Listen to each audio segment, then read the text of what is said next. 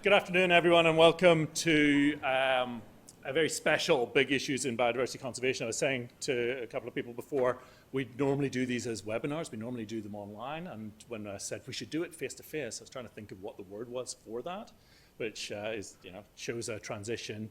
This is actually a seminar or a public lecture. That's what we used to do before we had things online. So great to have you here in person. Thank you for making the effort to join us in person today for this. I know it's the holiday season and right up against a 4-day weekend, so really do appreciate those that are here joining with us. I'm Owen Nevin, I'm CEO of the West Australian Biodiversity Science Institute, and for those who don't know us, I'll introduce the Institute before introducing Tony. I won't take too much of his time away. But in opening the event, I do want to acknowledge that we meet on the lands of the Whadjuk Noongar people and pay my respects to their elders past and present.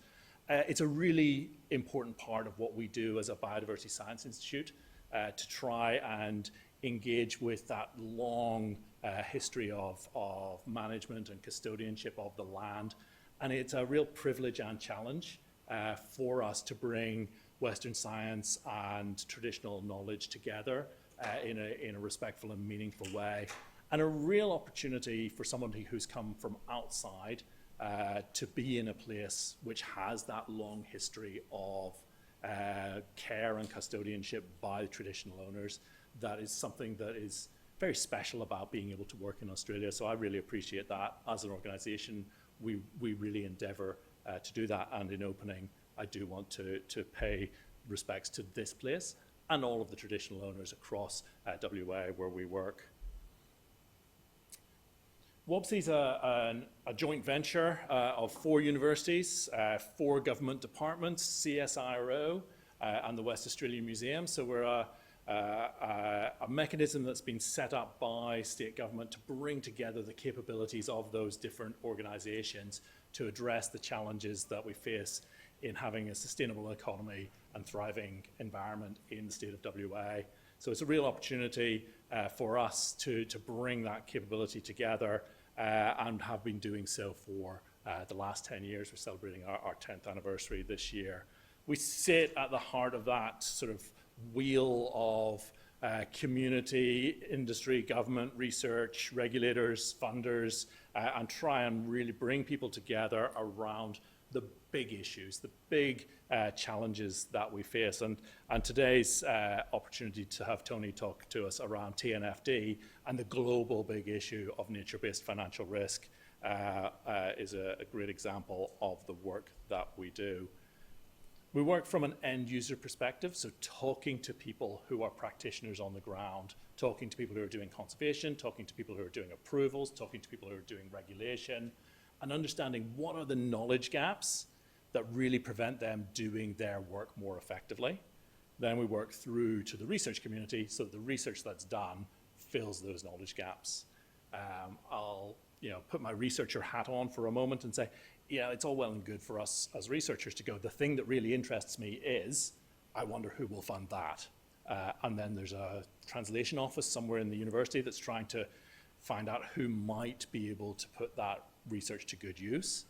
If you start from the other end, it's not rocket science, but ask people what they need to know and work towards closing those gaps. So that's really what drives the WOBSE approach, and we produce prioritized research plans that identify those knowledge gaps and really structure how the research community can respond to those. And then we work with funders, researchers, and government to implement the outcomes.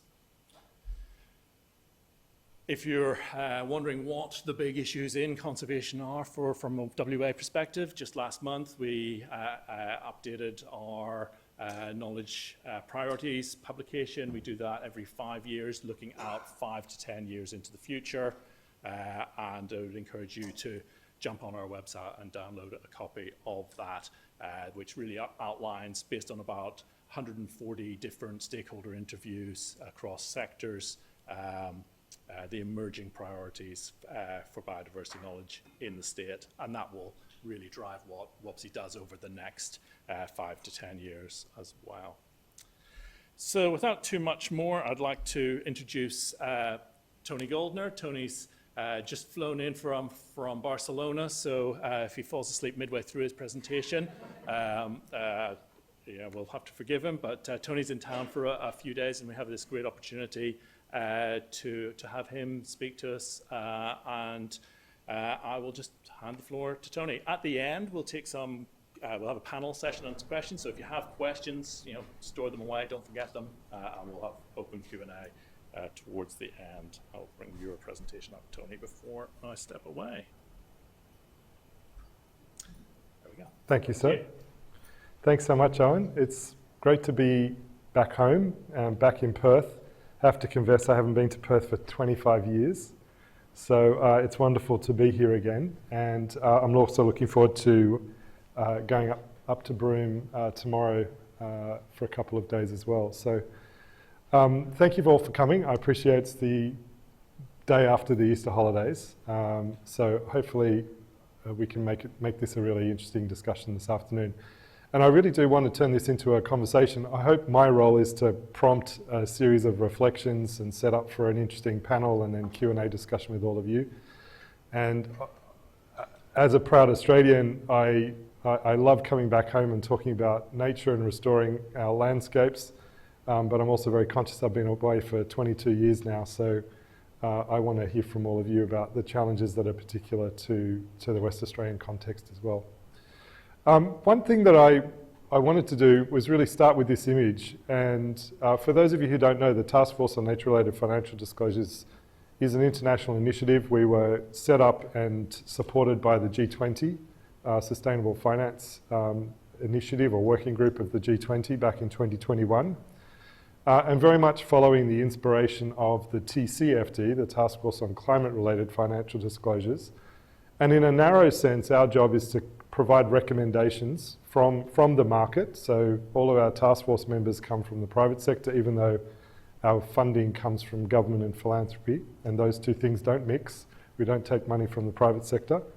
But our job is to provide recommendations from a market perspective about how to bring nature into corporate reporting, but more broadly into the way decisions are made and capital is deployed. So in a very narrow sense, our job is to recommend a set of disclosures or things that companies should put into their corporate reporting with the goal of trying to mainstream that. But our broader objective is to try and influence the flow of global capital towards better outcomes for nature and for people. And I say nature and people because those two things are sort of inseparable, and I'm sure most of the people in this room understand that. But it's amazing how many people still think people are over here and nature's over there, right? And so we need to remember that people are part of nature. We're not apart from nature. And one of the ways in which we've tried to communicate this to a business and finance audience who are coming to nature-related issues really for the first time in terms of how they as a company or how they as an investor or a capital provider should engage in this topic is to sort of, we've got to tell this story in language that they understand.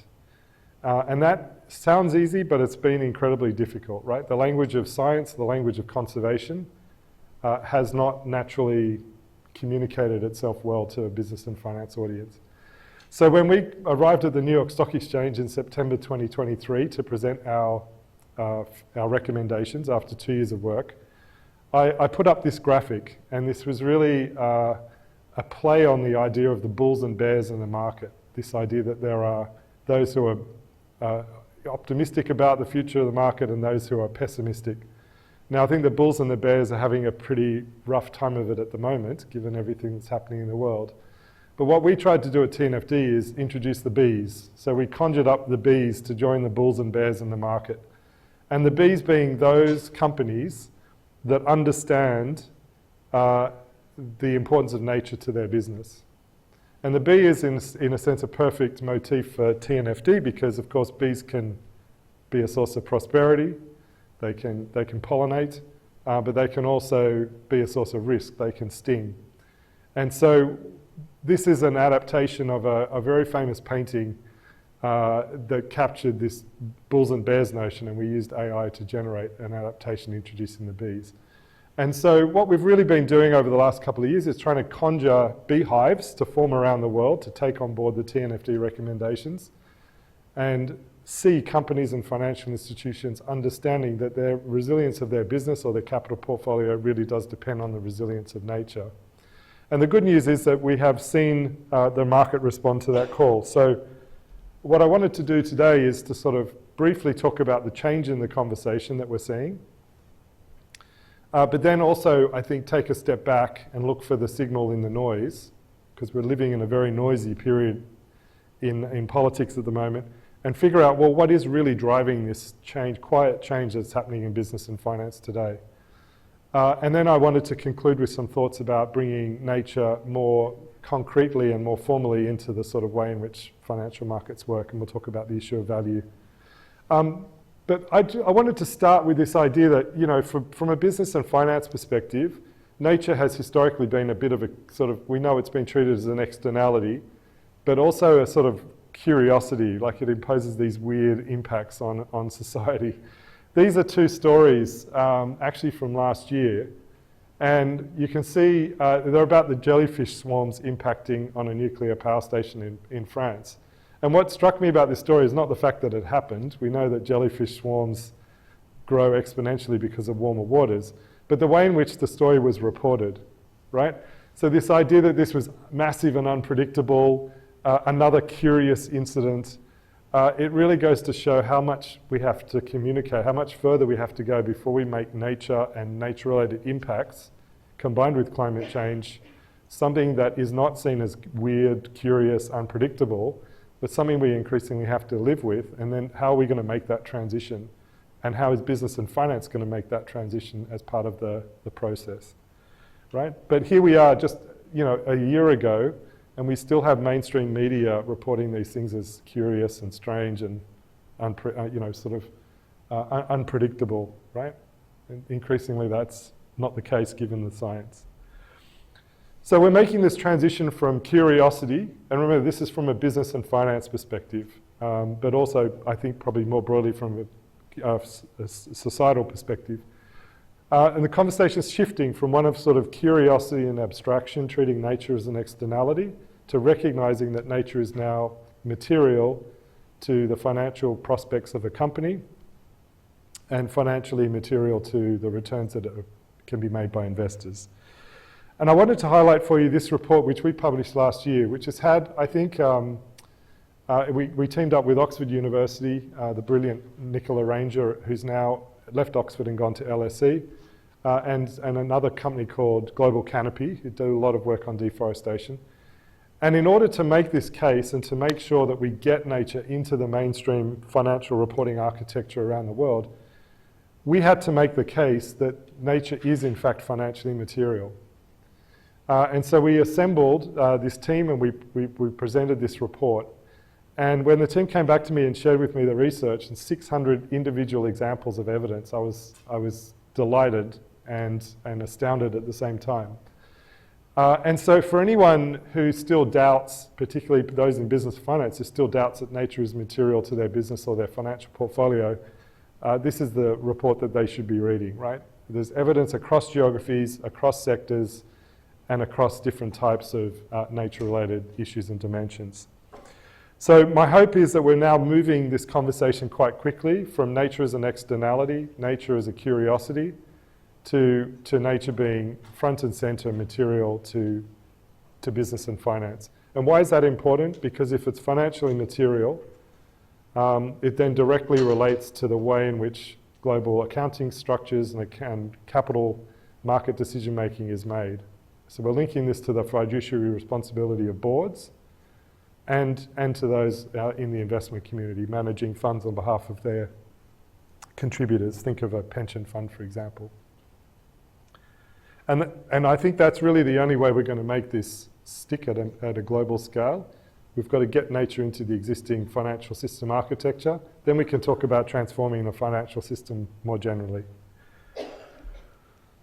So I wanted to characterize for you what I see as the mindset shift happening amongst those companies in the market who are the Bs, the ones who are getting it, right? They're moving from a mindset of thinking about the world and the sustainability agenda as a carbon budget to thinking about planetary boundaries. Of course, climate change is important, but it's only one aspect of nature that we need to address. And I think having all charged down the track on climate change for the last 20, 25 years, business and finance have developed sort of carbon tunnel vision, and we've now got to broaden out their field of view again and get them thinking about things other than carbon emissions and carbon budgets. So carbon budget to planetary boundaries is the first. The second is recognizing that mitigation and adaptation are important, but they'll only get us so far. And a really important framing for shifting incentives and shifting behaviour, I think, and we've been doing this at TNFD, is to anchor the narrative around resilience. We're well past the point, as I'll show you in a minute, of whether we have to transition, but business as usual. Right? We know we have to do it. The question is, how are we going to go about it, and how is the transition an orderly transition, not a disorderly transition? The one thing business and finance, and frankly all of us as society hate, is a chaotic transition from one state to the other. We're all now grappling with running around trying to find fuel supplies to make sure we can keep our economies running, right? So we need to make a transition. We need that transition to be an orderly transition. And that requires making sure that we're not moving forward on the basis of drift or disaster, but we're doing this by design. And the key to that is understanding that we have to be building resilience to the planetary boundaries and the planetary science that we are confronting. The third transition, as we think about shifting away from nature as an externality, one of the things I've been trying to advance along with many others globally is to think about nature as essential infrastructure. And in fact, one of the things I'm going to be doing later this week is joining some of the people in the front row here going up to Broome, where we're looking at a resilience plan for the West Kimberleys, but then thinking about how could we finance that over 20, 30 years as nature as infrastructure, right? Because at the moment, financial flows coming into nature don't match the tenor of the restoration period of nature itself. We're getting 1 or 2 year grant funding from philanthropy, annual budget allocations from governments, but we know we need the capital over 20 or 30 years to restore a landscape. So how are we going to match up the funding with the nature of the problem? And we've done that before with economic infrastructure like toll roads and bridges and hospitals. We need to apply that same thinking now to the challenge of nature restoration and resilience. And a big part of that is moving from what I call one-dimensional solutions to three-dimensional solutions. So think about carbon forestry, right? The way a lot of carbon markets are set up in the world is to incentivize planting trees that grow as fast as possible to aggregate the carbon value as quickly as possible. But what are we seeing as a result? We're seeing rapid growing pine trees and eucalypts and a complete nature desert underneath the trees in the landscape, doing nothing for nature or soil health or anything else, right? So if we get the incentives wrong, we can end up with the wrong solution. Just by solving one problem, we have to be starting to think about solving problems in multiple dimensions. So at the core of the TNFD narrative is that the resilience of a business depends on the resilience of the nature on which it depends. And of course, investors like to see steady, positive returns, and yet we're living on a planet where the planetary science is telling us that we're in an accelerating state of nature loss. And so this graphic is quite an uncomfortable picture to look at and internalize, which is, how are we going to continue to deliver these positive returns for investors in financial markets when the foundations upon which we're standing are in a state of decay, not just rising temperatures, but the general decay in planetary boundaries as a whole, right? And so it's helpful, I think this has proven to be a helpful trigger for getting business and finance to think about not just their impacts on the planet, which of course they've been thinking about for a long time through GRI reporting, corporate social responsibility things, but thinking about the dependencies on nature. How is my business or how is my capital portfolio dependent on nature? And that question is very different from the question around what impacts am I having? So what progress have we been making as a result of sort of trying to shift this narrative? Well, at TNFD, somewhat against the run of play, because there's a bit of a despondent mood in global sustainability circles at the moment, given the cutback in funding and public corporate commitments. But what we've seen at TNFD is actually really positive.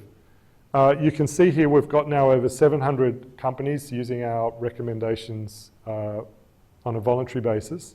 That number is actually now over 760. This is as of COP30 in November last year. So even in the last 3 or 4 months, we've got another 30 adopters on top of that. We're now up to about 11 trillion in market cap. So assets under management globally now voluntarily reporting and assessing and reporting on their nature-related issues. So by our estimate, that's about 1 in 5, 1 in $6 in the global capital stack that's moving. So that's not bad in 2.5, 3 years, 20%, but we've still got 80% to mobilise, right? You can see here the spread across geographies, very strong uptake in Asia, particularly in Japan, growing momentum in China. And so if we think about this from a WA perspective, major customers and major supply chain partners are now moving on this agenda. And then obviously in Europe, largely driven by the regulatory momentum in Europe with their corporate sustainability reporting directive, a lot of interest in Europe, even though they've messed up that regulatory architecture and they've now redone it for a second time. Europe is obviously moving on this agenda quite quickly. You'll note that the bubble in North America is quite small. Not surprising, I guess, given the politics. But what I would say is this is about public commitment to using our framework. If we look at the X-ray being our engagement on content on our website, we're also using AI tools now to look at who's doing what in terms of actual reports. The US is our second biggest market of engagement globally around the world, despite the fact that there's very few companies making public statements around adoption of TNFD. So even in the US, despite the general appearance of massive retreat, we are seeing US companies putting their head down and doing the work. Not just putting their head down to stay out of the political fray, but they've actually got their head down doing the work, which is really encouraging. So let's just talk about sort of signal and noise. What's driving this? I wanted to give you a few things which hopefully will set up for the conversation to follow. Well, the first thing is there's definitely been policy and regulatory signals. I'm sure you're all aware of the Global Biodiversity Framework from 2022, which provides us with the equivalence of the Paris Agreement for the rest of nature. TNFD, like TCFD before us, our goal is to operationalise those policy aspirations. And so we've done that. Our work is now feeding into the voluntary standards reporting landscape. And then, of course, it will cascade down into mandatory reporting requirements. In some jurisdictions, they're already there. India already has this in place for the biggest 1,000 companies. Europe, as I said, has moved ahead with its own corporate reporting requirements. And I would expect other jurisdictions to follow. In Australia, of course, we've now moved into a world of climate reporting. And the Treasurer, when he announced the plan to make that move, he said nature will follow climate, right? So I think for Australian companies and financial institutions, nature is on the glide path. But I don't think this is the most important signal, as I said before. Clearly, global cooperation amongst governments has fractured and broken down. So it would be reasonable to say, well, this is all fine, but it's going to slow down and it's lost a lot of momentum. I think we're going to see this progress, but slower. But my point is that there are other signals that we need to be paying attention to. And even this morning in some meetings I've had here in Perth, some of these signals are not widely known, right? So we tend to focus on a few, but there's other things that are really important to be picking up. The first is, I wanted to point out this report to you. A couple of months ago, late last year, January this year, the UK government slipped out from the Government Publications Office this report, which was a redacted 14-page assessment of nature as a national security issue. And there's been a lot of noise in the nature and sustainability community about why won't they publish the full report. Now, I think we can guess why, because it's actually pretty dire conclusions. They were under a lot of pressure to release this last year, and they chose not to do so. And then in amidst all the geopolitical noise, it kind of quietly got released as 14 PowerPoint slides. So I want to share with you, I normally wouldn't put up a lot of text on a slide, but I want to share with you the key headline conclusions, just quickly. And I draw your attention to the one at the top, which has a confidence rating of high. And it basically says, global ecosystem degradation collapse threatens UK national security and prosperity. End of sentence. Couldn't be clearer, right? I then draw your attention to, well, all of them are important, but number 4, high level of confidence. Ecosystem degradation is occurring across all regions. Every critical ecosystem is on a pathway to collapse, right? High degree of confidence in that assessment. Brackets, irreversible loss of function beyond repair. And then let's look at number 7. Without significant increase in UK food system and supply chain resilience, it's unlikely the UK would be able to maintain food security if ecosystem collapse drives geopolitical competition for food. So in this assessment, they quickly figured out and quickly focused on food security being the UK's principal vulnerability. Now, this will be true for many countries. It would be interesting to see a similar assessment for Australia. I would imagine the conclusions would be different given our nature of our economy and what we produce here. But this is the kind of assessment and thinking that's now happening in governments from a national security perspective. And I think it's really well worth paying attention to these kind of signals. The second set of signals is from central banks. Over 130 of the world's central banks come together through something called the Network for Greening the Financial System, where they coordinate on sustainable finance issues and their implications for financial system stability and bank supervision. The NGFS has published a recent framework on nature-related issues, and we have been coordinating very closely with them at TNFD on alignment of our conceptual approaches.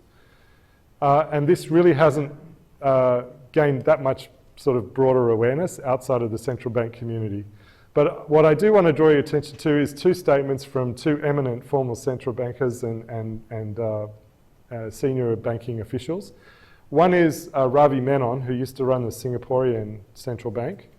And he has been a very vocal advocate around this issue of bringing nature into the financial system.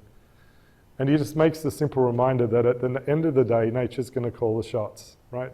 Our ability to control these impacts through technology innovation, it's all of that sort of work is important, but it's ultimately limited. We've got to work with nature, not keep fighting against nature. And Hank Paulson, former US Treasury Secretary and head of Goldman Sachs, is now one of the most, I think, important and influential philanthropists and policy advocates on the nature agenda. He just recently released an updated report on the global scale of the nature finance gap, estimating that we're up to about $900 billion to $1 trillion a year that we need to fund nature restoration. And he wrote an op-ed in the Financial Times where he somewhat frustratedly said, 5 years ago, I told you this issue was coming, and yet we're still heading towards the edge of a cliff in our pajamas, half asleep. Right? So a sense that this isn't getting the kind of attention that it needs. The other, and I think most important set of signals is signals from the investment community. And in my global engagement work with companies and financial institutions, I get a lot of questions about when's mandatory reporting coming, how soon, is it 12 months away, is it 18 months away, almost as if companies are trying to time the regulation and just be ahead of it by a couple of months. But what's already happening, and I think now moving faster, is a shift in investor expectations. And you can see here from this survey published in the middle of last year about why investors are moving on nature and the significance of this change. So we can see from this that, particularly in this graph on the right, nature ranks in the top 3 most important sustainability topics for us as an investor, 59%, right? So they're both looking at this from a risk perspective. They realise now that there's nature risk in their portfolios, and they want to see the companies they're giving capital to managing that, at least knowing that they're thinking about it and assessing it as step number one. But they're also thinking about this from an opportunity perspective. And I think this is really exciting because on the opportunity side, there's plenty of capital available to be deployed into nature-based solutions. I think our central challenge at the moment is we haven't come up with the investable, replicable models and products that can deploy capital at much larger scale. Because if you're one of the world's leading global pension funds, you're not going to do due diligence on anything that's less than $400 or $500 million. And no one has yet come forward with a nature investment proposition at that scale. And so all of that money is sitting on the sidelines, right? So let's just dive a little bit deeper into the investment signal that's just been sent 3 weeks ago by the world's single biggest investor, the Norwegian Sovereign Wealth Fund. They sit on our Taskforce. As you know, the Norwegian Sovereign Fund makes all of its money from Norway's oil. But they are also a very progressive investor. And what I find fascinating about this statement here, again, apologies for the text, but if you read on the left-hand side, this is the very first statement, the very first 2 sentences from their new environmental expectations guidance that they've published and sent out to all of their 9,000 companies in their portfolio. And the very first sentence says, the goal of the Norges Investment Bank is to generate financial returns following the Ministry of Finance mandate, right? So their goal is to make financial returns. They don't step away from that at all. They're not there to deliver social outcomes, they're there to deliver financial returns. But the second sentence, the degradation of land, freshwater systems and all marine environments all affect the long-term value of companies in our portfolios. So they're signalling to 9,000 companies around the world. They own, on average, 2% of every listed company on the planet. They're signalling to every single one of those 9,000 companies, we're now expecting you to be understanding your nature-related issues and managing those issues accordingly. And you'll see here on the right-hand side that this is now mainstreamed into their engagement with those companies. And last year they engaged about 500 companies out of 9,000. So they triage their portfolio, they look at who's likely to have nature-related issues in their portfolio, and they have direct conversations with those companies and start asking questions. And again, they're being very clear here. Our expectations also inform our investment analysis and risk management. In specific companies, cases that do not respond to engagement will be candidates under our risk-based divestment criteria for nature-related risks. Right? So they're engaging their companies, they expect them, and they go on to say, use the TNFD. They expect them to be using TNFD assessment tools. And if the companies aren't demonstrating that they know what their issues are and they're starting to manage them, they're at risk of having their financing pulled. Now, obviously, that's a worst case scenario. They're hoping to encourage these companies along through capacity building and information sharing. But this is a very, very clear signal from the world's leading investor, and there are other big investors following, sending similar signals. So what do we do next? And I hope I'm not giving too much of a downbeat assessment or sort of scary picture, but I think there's a lot we can be doing. The first is, as I've said before, reframing the challenge. I think the second is we need to build the technical skills and capabilities in the market, and the market has done this on climate change, so we know it's possible on the rest of nature. 10 years ago, not many people in business and finance would have been able to explain to you what Scope 1, Scope 2 and Scope 3 meant, and yet today it's common business language. There's certainly a lot of data quality issues in the nature space we need to improve, but there's a lot of progress already being made.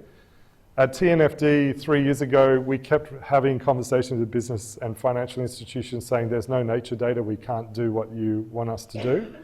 And now there's a recognition there's plenty of data. The issue is not a lack of data, it's about the suitability of that data for corporate decision making. And so the scientific community has to think about, are we generating data that can be used by business and finance, not just by policymakers and other scientists.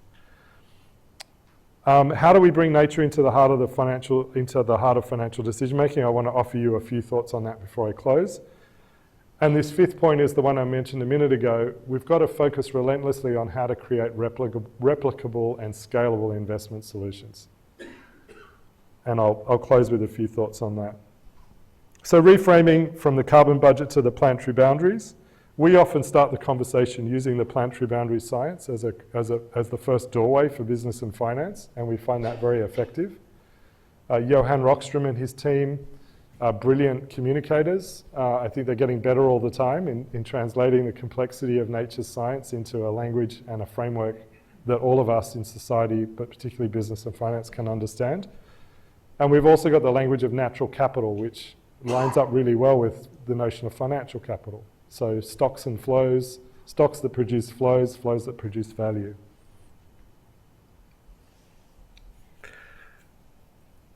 As we turn to value, I was just in a meeting an hour or so ago with the team at Rio, and we were talking about bats, of all things. And I wanted to draw your attention to this paper in Nature from a few weeks ago, which talks about the value of bats in the Australian landscape. I think it was particularly on the eastern coast of Australia. So, you know, how do we bring in different notions of value into this conversation? At the TNFD, we've often been asked, I remember I did an interview with a Reuters journalist when we first started, and she said, is it your job to put a value on every tree and every bee and every whale, you know, and every worm in the soil? And of course, the answer to that is no. We're not trying to ascribe price tags to assets in nature. But there is, I think, a lot of value in us all appreciating the value of the services that nature's assets are providing into business and society. And encouragingly, there's more and more work that's happening in this space. And this is just one example of bats in Australia.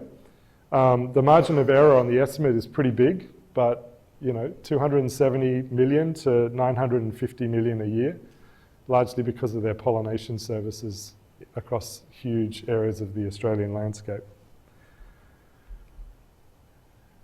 The second thing I think we can be doing to bring value into the heart, nature value into the heart of the financial system, is to be mainstreaming natural capital accounting. And again, this is an area where there's unique Australian leadership.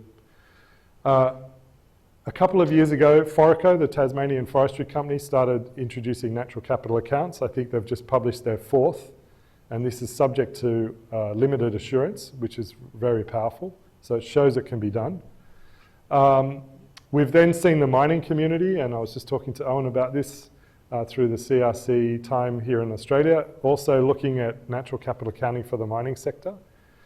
And we're now seeing this expand globally off the back of Australian experience. So the global forestry sector, 20 forestry companies globally have now come together on a pre-competitive basis to explore how they can all be learning from each other in bringing natural capital accounting into the forestry space.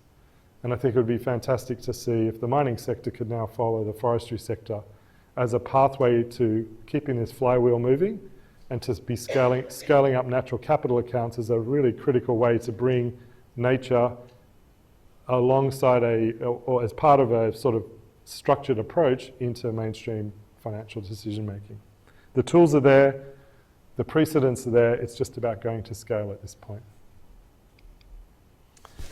The third aspect of this is about valuing risk in portfolios, risk to business and risk to investors. I wanted to share with you, this has proven to be very tricky work, and at TNFD we've been looking into this for a couple of years, trying to find methodologies that could be broadly scaled across business and finance. I think one of the most encouraging pieces of work is by a team at the London School of Economics called the Earth Capital Nexus. And this report's also just come out, which is this notion of nature value at risk. And so this is quite pioneering work. It's quite complex, so I'm not suggesting every business would be able to do this or every financial portfolio manager would be able to do this now. But this is quickly emerging as an approach and a toolkit that is both desired by the financial institutions and increasingly going to be possible to do. Right. And finally, to scaling investment solutions. Why do we have a rhino and a reef? Well, I think we've got to migrate from rhinos and reefs into new models. Some of you will have heard a few years ago there was a rhino bond that was structured in southern Africa. Got a lot of press, a lot of attention, quite rightly, for being innovative in the natural capital investment space. But when you look at the details, it took a long time to pull together. The costs of developing it were huge. It was very unfamiliar, so the market took a long time to kind of process and understand it. And at the end of the day, there's not actually a lot of investor risk, financial risk involved in the instrument. What happens is they get paid an upside if the conservation benefits are achieved, but they get a baseline financial return regardless. So in many respects, it's a sort of vanilla financial instrument with an upside kicker paid for in addition, right? So it raises the question, interesting model, we should be pushing the envelope on innovation, but how are we going to get to models where there is an appropriate risk-sharing arrangement and we can do these things faster and scale them up? A similar example about the reef, another example that's got a lot of attention is this parametric insurance model for reef protection in Mexico. Parametric insurance is basically when an event begins to happen, the insurance gets paid out so you can sort of take immediate action. And you could imagine this potentially being really powerful at the moment, post-cyclone here in Western Australia in certain areas. But again, how do we take these innovations, how do we make them easier to scale and replicate at a global level? And that's really our challenge. And one of the things that I think has a lot of potential is this idea of thinking about nature as infrastructure and how do we invest in nature the way we've invested in economic infrastructure.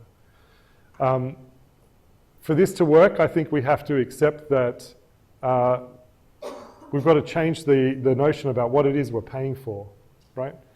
And in my mind, we should be paying for nature resilience outcomes. When a government pays for a toll road and enters into a 25, 30-year agreement with a toll road developer, what are they paying for? Well, state governments in Australia, and I used to do this work 20 plus years ago in investment banking in Sydney on infrastructure projects. Basically, the governments are paying for a productivity uplift in the state economy by building a toll road, goods and people move faster. You can measure that uplift, you can quantify that, and that becomes the essential business case for making that financing decision as a state government. Well, I think we now need to make a similar case for the uplift that we can achieve in terms of the resilience of a landscape. And governments, in my view, should be willing to pay for that on behalf of all of us. If we accept that the resilience of our societies and the resilience of our business sits on top of the resilience of nature, nature resilience is a genuine public good. So how do we get to that place? We should be thinking about payments for nature resilience outcomes. This would be, I think, a really exciting way to back community-led restoration plans and for the local communities to lead on the delivery over a long period of time, right? It obviously needs to be based on science and scientific interventions about what works in different landscapes. And of course, once you start, you can transfer that knowledge across similar and different landscapes. But ultimately, as I mentioned at the outset, nature needs these long-term patient capital to match the restoration cycle of the landscape itself. So we need to be finding financial instruments over a 20, 30-year horizon instead of relying on annual government budget allocations and philanthropic grant making, right? And the benefit of using infrastructure financing models, particularly in Australia and the UK, which were the world's two leading markets on infrastructure PPPs back in the 1990s and 2000. We now call it blended finance. PPPs ended up with a bit of a bad name, but it's basically the same concept of blended finance. The great benefit of doing this is that we've got muscle memory in both government and the private sector and the financial markets about how to actually structure these risk-sharing arrangements. So again, let's use what we've already got in front of us instead of starting from a blank piece of paper.